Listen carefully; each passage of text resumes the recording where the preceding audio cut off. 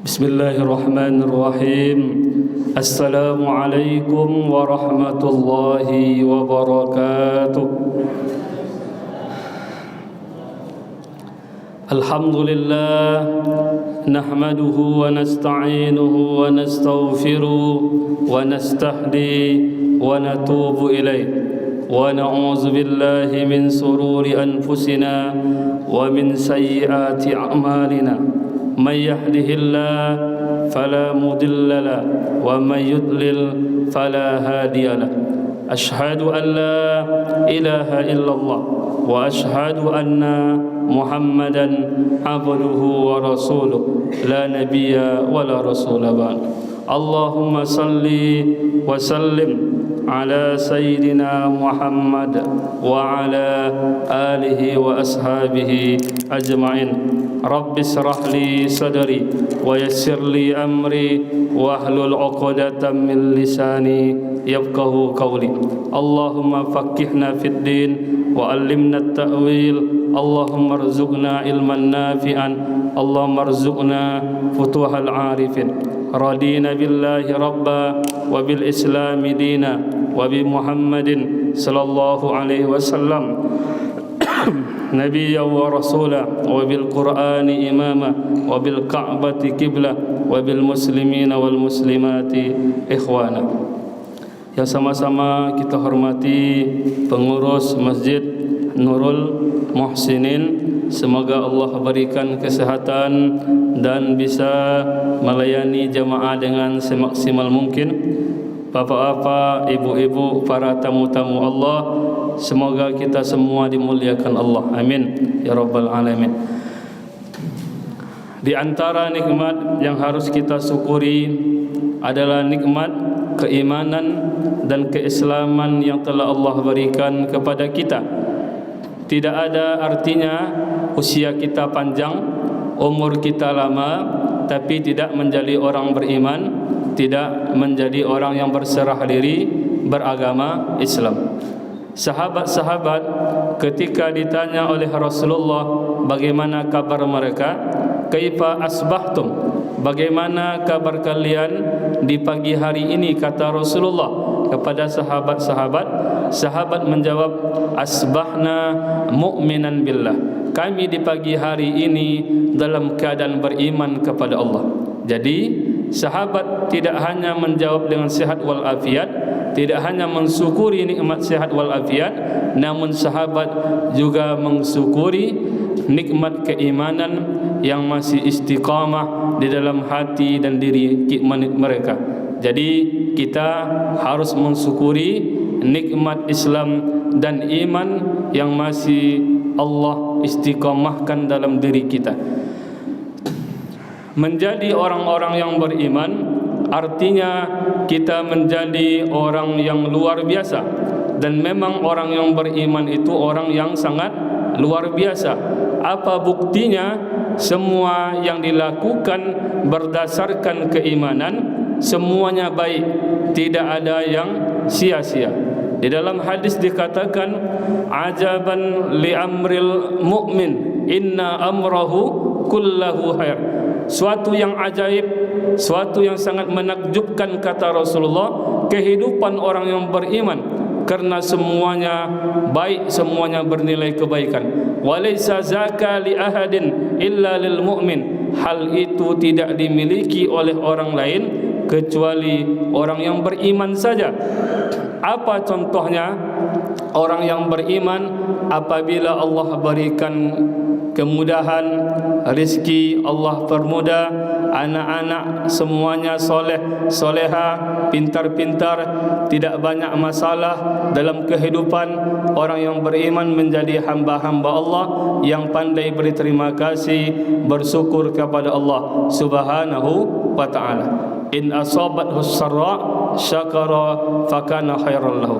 Di orang yang beriman, kalau hidupnya bahagia, mereka tidak lupa bahwa semua kebahagiaan, kemudahan adalah berkat dari izin Allah Subhanahu wa ta'ala. Dan sebaliknya, wa in asabathu dharra sabara fakana khairan lahu. Di dunia ini banyak duri yang melintang, onak dan duri, banyak gangguan dan cobaan yang kita hadapi. Tetapi orang yang beriman, kalau banyak masalah dalam kehidupan, anak-anak yang susah diatur, rezeki dompet yang mulai menipis, mereka tidak menyalahkan orang lain. Wal-iyazubillah, jangan sampai menyalahkan Tuhan Allah Subhanahu wa taala. Orang-orang yang beriman kalau diberikan ujian musibah, mereka menjadi abdan sabura, hamba-hamba Allah yang bersabar. Maka bapak-bapak dan ibu-ibu, kalau kita jalani kehidupan kita dengan keimanan, maka kita hanya berpindah dari dua stasiun. Yang pertama stasiun kesyukuran, yang kedua stasiun kesabaran. Maka tidak ada yang sia-sia yang kita lalui. Bersyukurlah menjadi orang-orang yang beriman. Semoga keimanan itu istiqamah sampai Allah mencabut nyawa kita. Amin ya rabbal alamin. Salawat dan salam semoga tercurah buat baginda Nabi besar Muhammad sallallahu alaihi wasallam, kepada para sahabat-sahabat beliau yang berjuang bersama Rasulullah, kepada keluarga Rasulullah sallallahu alaihi wasallam, ahlul bait, pada zuriat Rasulullah, keturunan-keturunan Rasulullah sallallahu alaihi wasallam. Baiklah bapak-bapak dan ibu-ibu, pada malam hari ini insya-Allah kita membahas hadis di dalam kitab Al-Adabul Mufrad karya Imam Al-Bukhari. Apa nama kitabnya? Kitab namanya Adabul Mufrad. Al-Adabul Mufrad. Siapa pengarangnya? Imam Bukhari. Kita selalu mendengar hadis riwayat Bukhari. Kitab ini saya kaji di beberapa masjid di Pekanbaru, termasuk di Masjid An-Nur Provinsi Riau. Di setiap Rabu pekan pertama ada kajian setelah Ba'da Isya, bisa disaksikan melalui Facebook, bisa juga datang ke Masjid An-Nur. InsyaAllah saya yang akan membahas kitab ini. Ini kitab Al-Adabul Mufrad. Kitab ini lebih terkhusus kepada hadis-hadis yang berkaitan hadis-hadis adab, hadis-hadis yang berbicara tentang akhlak. Membaca kitab ini tujuannya adalah semoga kita bertambah punya adab dan berakhlak dalam kehidupan sehari-hari. Banyak orang sekarang ilmu tinggi, ibadah banyak, tapi akhlak tidak mencerminkan ilmunya. Akhlak dan adabnya tidak mencerminkan ibadahnya yang dibangga-banggakan. Orang yang beriman, iman kuat, ilmu banyak, ibadah berkualitas, dan semuanya itu juga berdampak kepada akhlak dan adabnya. Begitu. Jadi kita mengambil berkah supaya kita bisa mengikuti Rasulullah sallallahu alaihi wasallam. Qala Rasulullah sallallahu alaihi wasallam, bersabda Rasulullah sallallahu alaihi wasallam, ala unabbiukum bi akbaril kabairi salasan. Kata Rasulullah kepada sahabat, wahai sahabatku, maukah kalian saya beritahukan tentang induk dari dosa-dosa besar? Dosa-dosa besar itu banyak. Dosa-dosa besar itu banyak, tapi induk dari dosa-dosa besar ada lagi.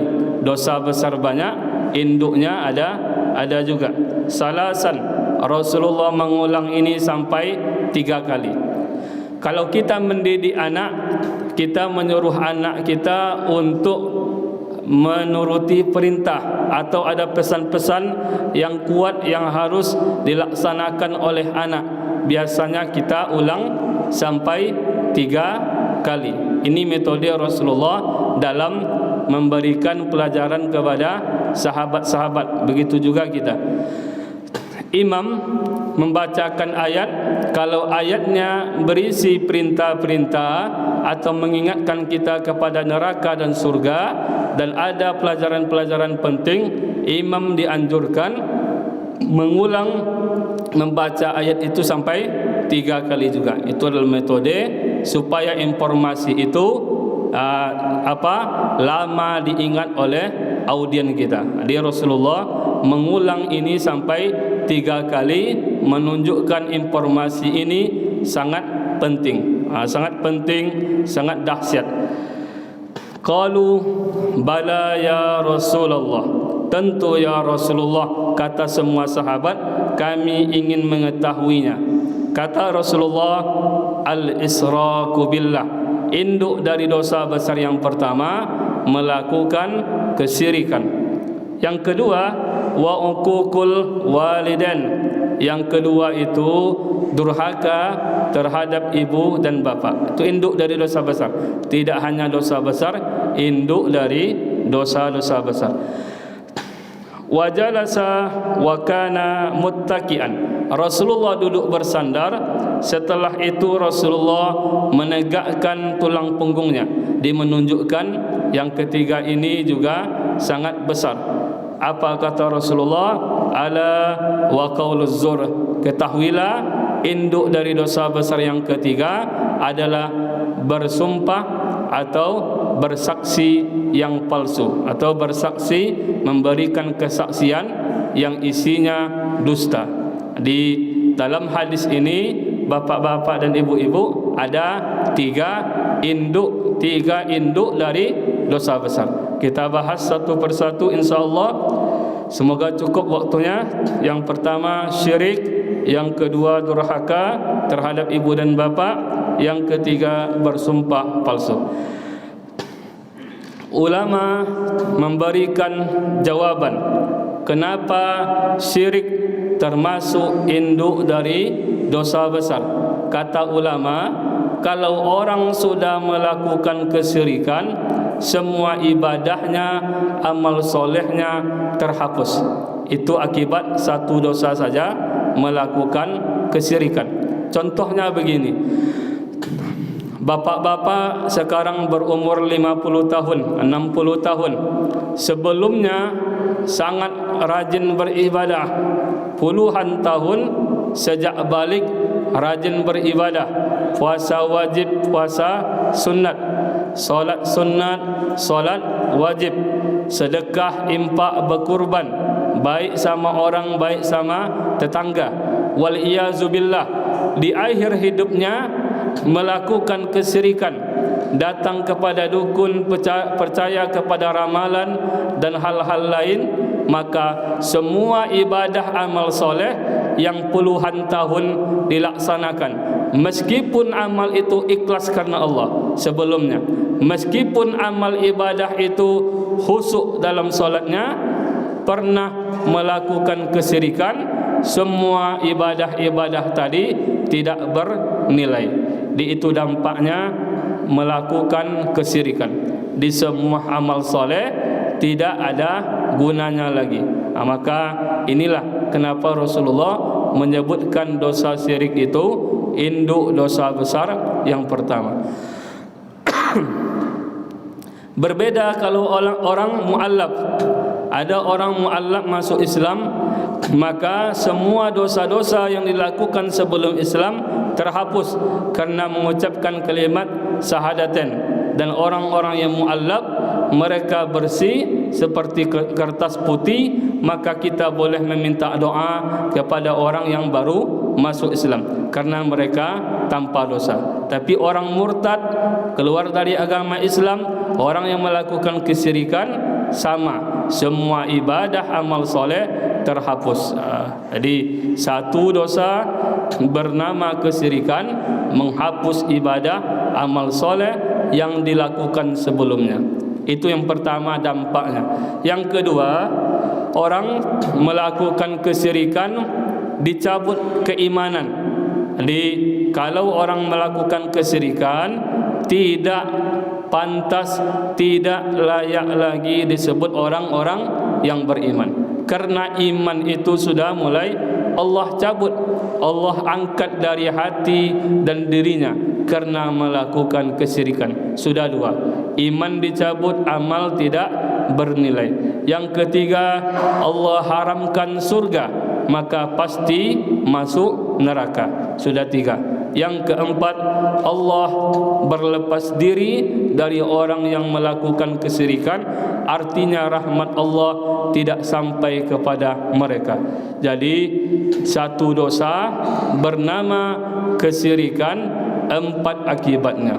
Jadi inilah kenapa dosa syirik adalah induk dari dosa besar, karena akibat yang disebabkan oleh syirik ini sangatlah besar.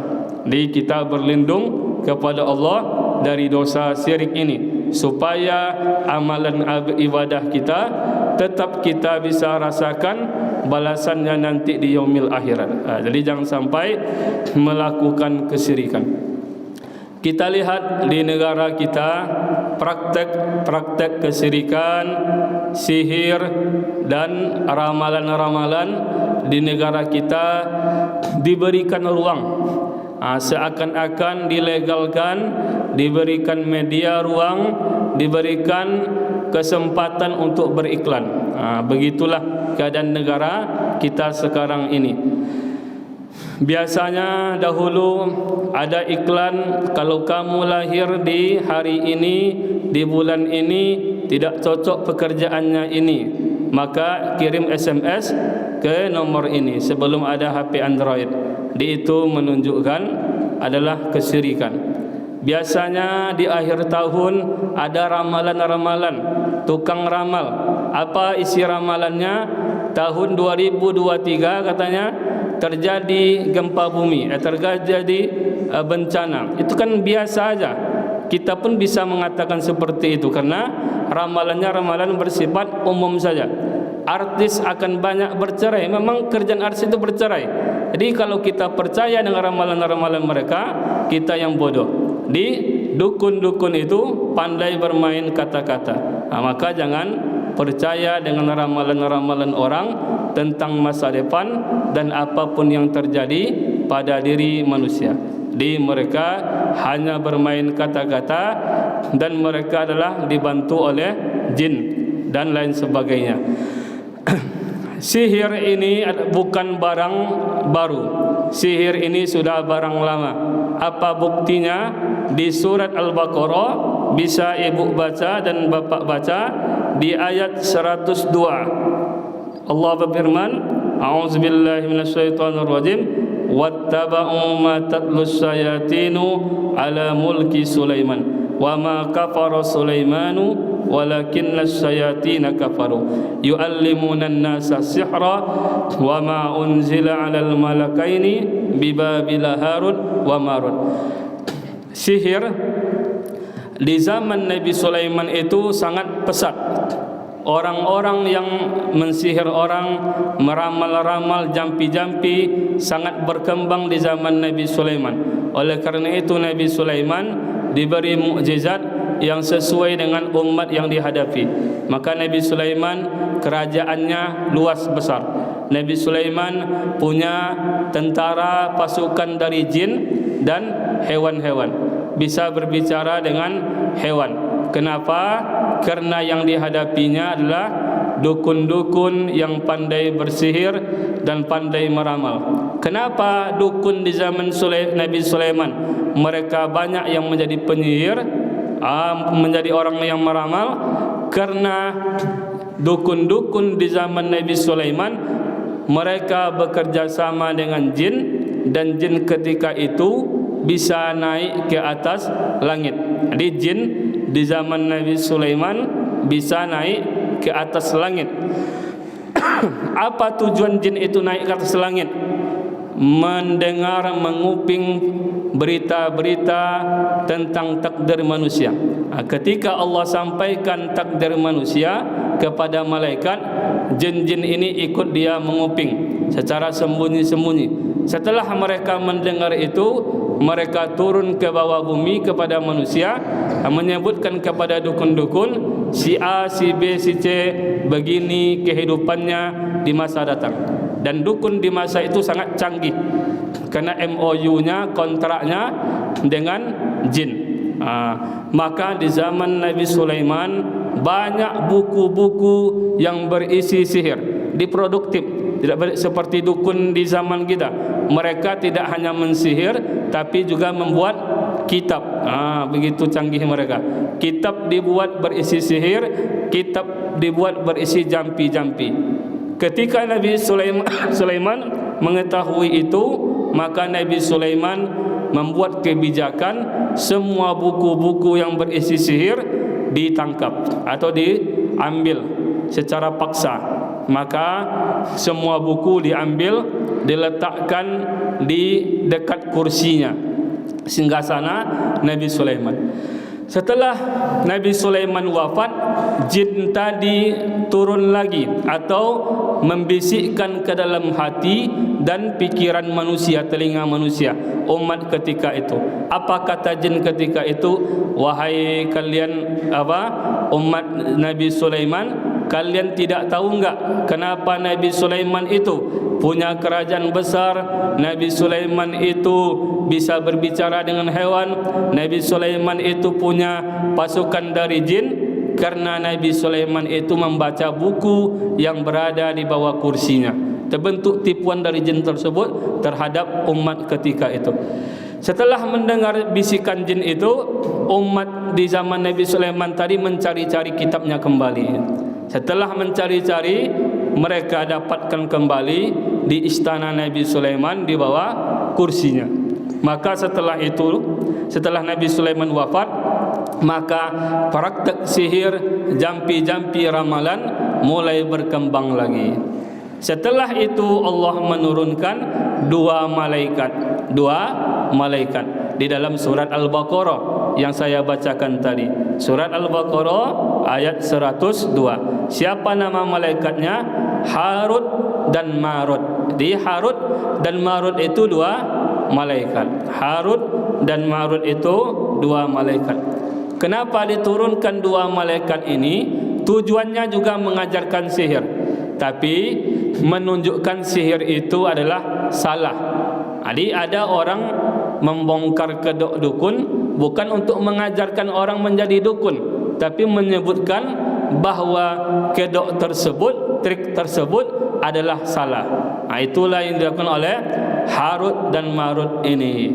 Ibarat polisi dibuat reka adegan ulang. Kalau ada orang membunuh, mencuri dibuat reka adegan ulang. Reka adegan ulang itu bukan untuk ditiru, tapi itu menunjukkan bahwa suatu yang jelek tidak baik. Ini itu tujuan malaikat tadi, diturunkan untuk mengajarkan sihir dan menunjukkan kepada umat sihir itu jelek. Tapi ketika itu mereka salah paham. Apa yang mereka pelajari dari dua malaikat ini? Sihir yang sangat tinggi. Fayata'allamuna minhuma ma yufarriquna bihi bainal mar'i wa zawji. Mereka mempelajari dari dua malaikat ini sihir yang akibatnya bisa memisahkan suami dan istri. Jadi sudah lama itu sihir yang membuat suami dan istri bercerai, dan itu sudah ada di dalam Al-Quran. Dan sihir ini yang membuat suami istri bercerai adalah sihir yang sangat tinggi, yang sangat disukai oleh para jin, setan-setan dan semuanya, iblis dan lain sebagainya. Jadi sihir ini bukan barang lama, bukan barang baru, tapi sudah lama sejak Nabi Sulaiman. Tapi ingat, ketika Nabi Muhammad dilahirkan, pintu langit di atas sana sudah terkunci. Di pintu langit tidak terbuka lagi ketika di masa Nabi Sulaiman. Artinya apa?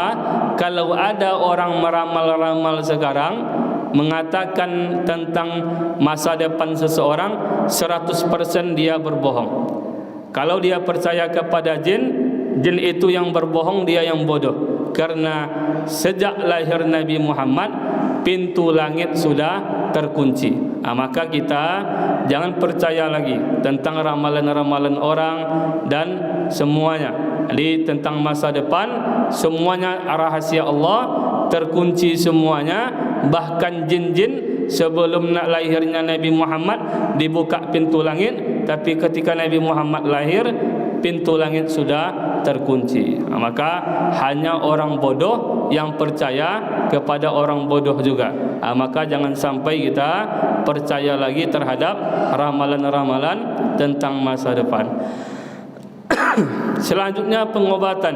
Ada orang cara pengobatannya, yang pertama menggunakan media hewan.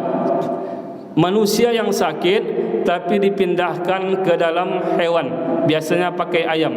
Di asam urat, patah misalnya kaki atau tangan, dipindahkan ke ayam. Maka ini pasti sihir. Kalau benar-benar bisa dipindahkan, di sita yang sakit dipindahkan ke ayam. Kalau benar-benar bisa, maka itu pasti sihir. Dosa sihir sudah besar. Yang kedua, kena di pasal dosa melakukan kezaliman. Ayam ini makhluk Allah, hewan ini makhluk Allah. Ayam ini juga berhak untuk sehat, untuk mendapatkan kehidupan yang bahagia sama seperti kita. Di bapak-bapak dan ibu-ibu lewat di jalan melempar ayam dengan batu, menabrak ayam dengan motor mobil, setelah itu dibiarkan mati, berdosa. Kenapa? Karena melakukan kezaliman. Begitu juga orang kalau cara pengobatannya memakai media ayam, maka kena dua pasal, sihir dan melakukan kezaliman terhadap hewan. Ada pula cara pengobatannya memakai telur atau buah-buahan, maka ini kena juga dua pasal. Yang pertama, kalau benar-benar bisa, maka itu sihir. Kalau yang kedua, kena di pasal mubazir. Jadi kalau ada orang memasukkan penyakit ke dalam telur, ada di sana jarum atau dalam buah kelapa, maka mubazir. Telur itu bukan tempat penyakit, tapi untuk dimakan. Dijual di Ampera. Air kelapa juga begitu, panas-panas enak minum air kelapa. Maka kena juga dua pasal. Apalagi kebanyakan dukun-dukun mereka sering melakukan penipuan. Sebelum pasiennya datang, disuntiknya. Sebelum pasiennya datang, sudah dimasukkan benda-benda tajam di dalam makanan tersebut. Maka lengkaplah 4 dosa yang dilakukan. Sihir, yang berarti syirik. Yang kedua penipuan. Yang ketiga melakukan kezaliman terhadap makhluk Allah. Yang keempat mubazir. Maka kalau ada cara pengobatannya seperti ini, haram. Jangan sampai kita berobat dengan media seperti ini. Karena sekarang di akhir zaman ini, jangan tertipu dengan tampilan. Orang banyak sekarang pakai jubah seperti saya, tapi sebenarnya dukun. Di dukun berkedok ustaz, dukun berkedok kiai, dukun berkedok habib. Maka jangan tertipu. Jubahnya besar, jenggot lebat, tasbihnya besar di tangannya, tapi dia tidak berzikir, cuma apa saja modis atau style supaya dianggap orang soleh. Maka cara mengukurnya, kata ulama, kalau ada orang mengaku orang baik, maka ukurlah bagaimana dia menjaga syariat. Solat enggak dia 5 waktu, puasa enggak dia, rajin enggak dia membaca Quran, baik enggak dia sama sesamanya. Maka begitu kita menilai orang. Di syariat tetap menjadi ukuran. Syariat tetap menjadi ukuran. Maka jangan tertipu. Orang bisa terbang, orang bisa berjalan di atas air. Kata ulama, ukurlah dengan syariat. Di syariat itu yang menjadi ukuran. Jadi sihir termasuk syirik yang secara zahir. Jadi mungkin syirik yang ini kita bisa terlepas. Insya Allah kita sudah modern, tidak percaya lagi dengan sihir, syirik secara zahir yang saya ceritakan tadi. Datang kepada dukun ramalan, kita mungkin sudah jauh dari hal tersebut. Tapi ada syirik secara khafi, syirik secara sembunyi. Apa syirik secara sembunyi? Contohnya ada jabatan kosong. Ada jabatan kosong. Kata atasannya, kamu bisa mendapatkan jabatan ini, tapi kamu bayar dulu dan berapa kamu bisa bayar per bulan? Kata istrinya, kapan lagi bang? Kapan lagi kita mendapat kesempatan ini? Bayarlah, biar kita bisa menjadi pejabat pula. Maka ini sudah menyembah jabatan, melanggar syariat. Maka orang-orang yang menyembah jabatan tapi melanggar syariat masuk kepada syirik juga, tapi syirik secara khafi, secara tersembunyi. Banyak orang sekarang karena hobi, karena kesibukan meninggalkan solat. Maka kita yang menyembah kepada pekerjaan, menyembah kepada kesibukan, melalaikan, meninggalkan menyembah Allah, maka itu juga bisa disebut syirik, tapi syirik secara khafi, tersembunyi. Maka yang kedua ini mungkin banyak dilakukan oleh umat Islam sekarang ini. Artinya apa? Mereka menyembah harta mereka, menyembah jabatan, menyembah kesibukan, menyembah hobi, melalaikan dari menyembah Allah Subhanahu wa taala. Jadi syirik ada dua, secara zahir datang kepada dukun, percaya pada peramal, dan syirik secara hobi, menyembah kepada selain Allah, apakah itu jabatan, kedudukan, pangkat, harta, kesibukan, orang yang kita hormati, dan melalaikan kita dari menyembah Allah Subhanahu wa taala. Yang pertama syirik. Yang kedua, induk dari dosa besar yang kedua, durhaka terhadap ibu dan bapa. Kenapa durhaka terhadap ibu dan bapa induk dari dosa besar? Sebab Allah selalu menyebut orang tua, ibu dan bapa setelah menyebut namanya. Jadi coba baca Al-Quran. Setiap Allah menyebut namanya, sering banyak Allah sebutkan setelah itu berbakti kepada ibu dan bapa. Di surat Luqman, di surat yang lain, wa qada rabbuka alla ta'budu illa iyyahu wa bil walidaini ihsana. Allah menyuruh, telah menetapkan, sembahlah Allah, jangan menyekutukannya, dan berbuat baik kepada kedua orang tua. Selalu begitu, sembahlah Allah, berbakti kepada ibu dan bapa. Artinya kalau orang yang durhaka terhadap ibu dan bapa, maka dosanya satu di level yang kedua setelah melakukan kesyirikan. Ini termasuk induk dosa besar yang kedua. Ada kita mungkin tertipu. Ada orang tidak solat, jarang ke masjid, jarang bersedekah, tapi kita lihat rezekinya banyak, karirnya cemerlang, jabatannya tinggi. Yang kita solat ini sering tertipu dengan fakta di lapangan, dan banyak terjadi seperti ini. Yang rajin ke masjid ternyata banyak yang rezekinya agak sulit. Yang tidak solat banyak rezeki duitnya.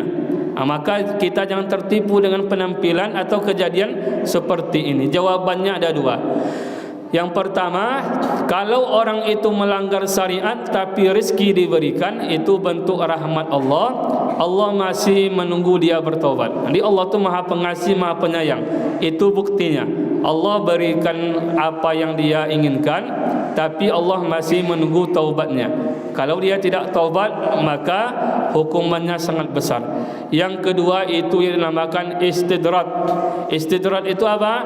Dunia diberikan terus menerus, agama dikesampingkan, atau dunia diberikan, syariat dilanggar. Maka istidrat itu dunia diberikan sampai dia di posisi yang paling tinggi, kaya, menjadi milioner, pangkat bintang 2, bintang 3, bintang 4. Ketika sudah berbintang, Allah jatuhkan, itu sangat sakit. Itu namanya istidrat. Itu sudah kaya raya, semuanya habis 0%. Itu yang namanya istidrat. Maka jangan tertipu kita melihat orang seperti itu. Ini tidak solat, hartanya banyak, tidak solat, dia pangkat karirnya meningkat. Jadi jangan salah. Ini jawabannya dua. Mungkin rahmat Allah, mungkin istidrat yang tadi. Tapi ingat, ada dosa yang tidak Allah tunda-tunda. Yang tadi mungkin Allah tunda. Allah masih menunggu taubatnya. Tapi dosa durhaka terhadap ibu dan bapa, kita ajarkan kepada anak-anak kita. Allah menetapkan dalam hadis Rasulullah, ada dua dosa yang tidak akan ditunda-tunda balasannya. Di dunia diperlihatkan, di akhirat dilipat gandakan lagi. Satu di antaranya dosa durhaka terhadap kedua orang tua. Berhati-hatilah yang masih memiliki orang tua tapi tidak memiliki hubungan baik. Maka anak-anak yang ingin berhasil, maka keberhasilan tergantung ridho doa kedua orang tua. Kalau orang tuanya sudah menikah, punya keluarga, maka Allah cabut 3 keberkahan.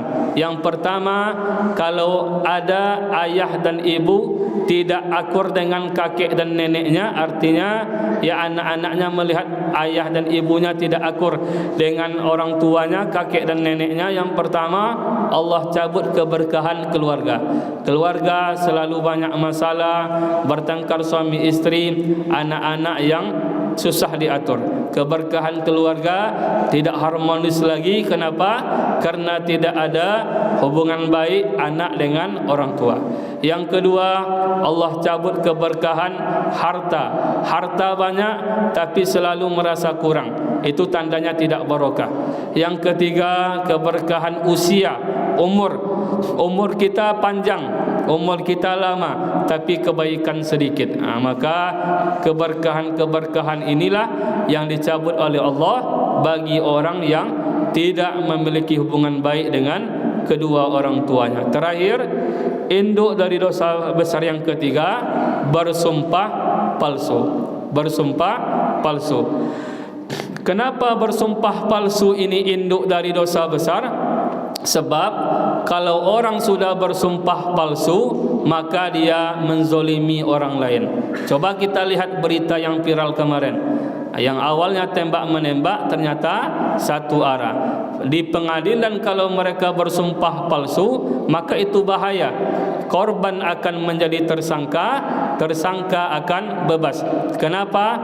Karena sumpah palsu, karena klarifikasi palsu dan menyembunyikan barang bukti, semuanya termasuk induk dari dosa besar. Maka jangan sampai kita membela orang yang sudah salah. Kita akan dinilai oleh Allah di mana kita berpihak. Di keberpihakan kita akan dinilai oleh Allah. Seperti apa? Ada cerita katak dengan cicak. Nabi Ibrahim dibakar. Datanglah 2 hewan ini. Cicak meniupkan api, katak juga meniupkan api. Tapi tujuannya berbeda. Cicak meniupkan api supaya apinya tambah besar, bergelora membakar Nabi Ibrahim. Tapi katak meniupkan api supaya apinya mengecil, Nabi Ibrahim selamat. Namun tiupan ini kan tidak ada gunanya.